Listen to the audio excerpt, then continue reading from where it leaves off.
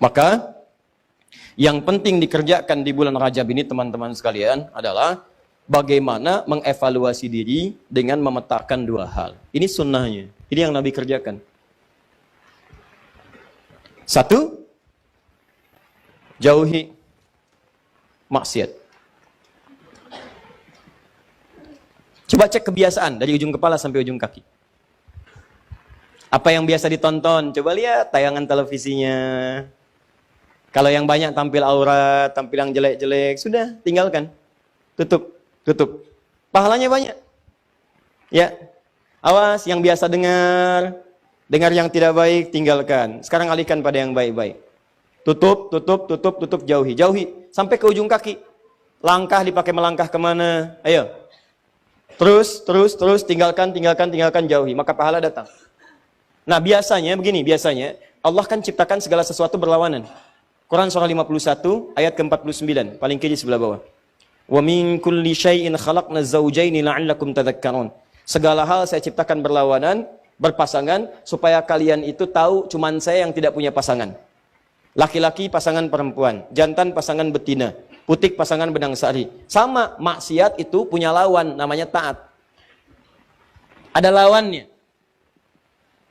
Ada pasangan yang bisa kemudian bersatu, ada pasangan dalam bentuk lawannya hitam, lawannya putih, ya kan?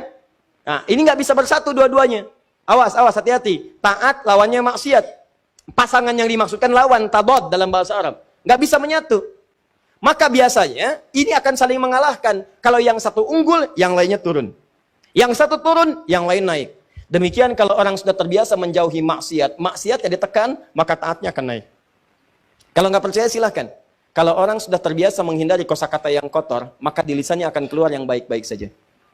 Kalau dia terbiasa kemudian melihat yang baik-baik, maka maksiatnya yang buruk-buruk tidak akan pernah dilihat. Sebaliknya, maaf, kalau terbiasa melihat yang haram, maka kepada yang halal itu akan nggak suka. Saya sering katakan, kalau suami-suami sudah senang melihat wajah-wajah yang bukan mahramnya, pasti ada rasa ketidaksukaan pada istrinya. Ketika seorang suami sudah tidak senang memandang istrinya yang halal, itu berarti matanya sering dipakai melihat yang haram. Sama persis ketika istri sudah tidak senang memandang yang halal dari suaminya, maka seringkali dia melihat wajah-wajah yang diharamkan kepadanya. Coba cek berapa banyak Anda menggali status di media sosial. Silahkan cek berapa banyak wajah-wajah yang seharusnya dilihat Anda lihat dan seterusnya. Ini gambarannya. Anda tinggalkan ini, ya, di bulan-bulan ini pahala dapatkan, maka konsekuensinya taatnya pasti akan bertambah. Ini rumus ya. Jadi mustahil ada orang meninggalkan maksiat, taatnya tidak naik, itu mustahil. Mustahil. Jadi di bulan Rajab ini, yang harus Anda kerjakan, tingkatkan ketaatan, jauhi maksiat. Cara paling cepat, tinggalkan maksiat, maka ini akan naik. Nah, ada satu rumus, yang saat ibadah ini dikerjakan, rumusnya dilakukan, maka dua-duanya ini akan segera otomatis terjadi. Saya ulang, ada satu rumus, satu jenis ibadah, yang kalau Anda kerjakan ini, maka secara otomatis semua jenis maksiat akan ditinggalkan, dan semua jenis ketaatan akan dikerjakan. Ibadah itu namanya puasa. Cuma puasa. Yang saat dikerjakan pada saat yang bersamaan, maaf, orang yang puasa, saat mengerjakan puasa itu pada saat yang bersamaan, sudah pasti akan meningkat nilai ketaatan dan amal ibadahnya. Silahkan kalau tidak percaya. Anda tidak puasa, belum tentu bisa memberi. Silahkan cek. Ada yang di depan mata minta pak, belum tentu diberi. Tapi saat puasa, jangankan yang kelihatan mata, yang tak nampak di data. Berapa yatimnya, berapa du'afanya. Silahkan cek saat Ramadan. Bukankah Anda mendata berapa yatim, berapa fakir, berapa miskin. Anda kalau tidak sedang puasa, belum tentu baca Al-Quran. Tapi saat puasa, itu bisa buka dalam setiap kesempatan. Buka Al-Quran, baca. Anda kalau tidak sedang puasa, jangankan sholat sunnah, sholat fardu terlambat, biasa. Tapi kalau sedang puasa, jangankan yang fardu, yang sunnah Anda kerjakan. Di puasa itu, pada saat yang bersamaan ketika dikerjakan, pasti bisa meningkatkan amal soleh. Saat bersamaan, orang puasa pasti meninggalkan maksiat. Nggak ada orang puasa sengaja mengerjakan maksiat, nggak ada. Dan dia akan jaga. Silahkan cek. Lisan mau berdusta, dipancing-pancing, nggak mau. Ya, lihat. Mau marah, ditahan. Kenapa? Takut batal puasanya. Itu latihannya. Maghrib jam berapa sekarang? 18, 17, 18, 19, 18, 20 ya. Kita ambillah pertengahan 18. Jam 6 lewat 18. Maghrib jam 18.18. Ada orang mencela Anda habis-habisan jam 18 lewat 15. Tinggal 3 menit lagi maghrib. Wah, Anda diprovokasi. Dasar begini, dihina habis-habisan Anda. Dihina habis-habisan. Tapi Anda nggak membalas. Padahal biasanya temperamen. Ditanya, kenapa nggak balas? Nanti habis buka. Habis buka. Takut batal puasa.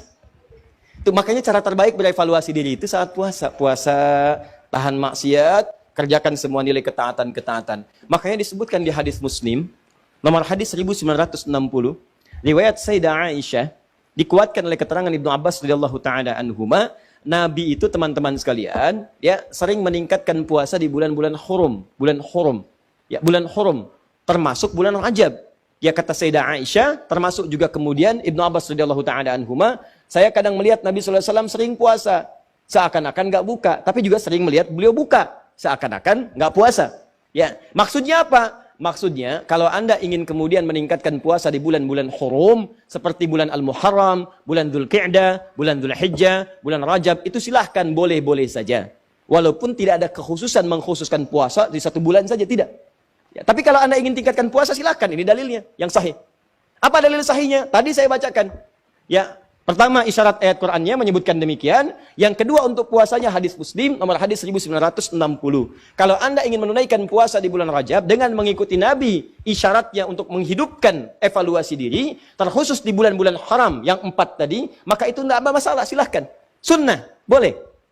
Kalau ada yang tanya, boleh nggak saya puasa bulan Rajab? Silahkan. Anda mau Senin puasa? Silahkan. Kamis puasa? Silahkan. Tidak ada batas, seperti hari-hari biasa. Seperti hari biasa, cuman pahalanya ketika Anda kerjakan untuk menghindari maksiat, maka tadi itu bisa berlipat dari hari sebelumnya. Jelas sampai sini? Jadi kalau Anda ingin puasa bulan Rajab, misalnya saya pengen puasa Senin, boleh.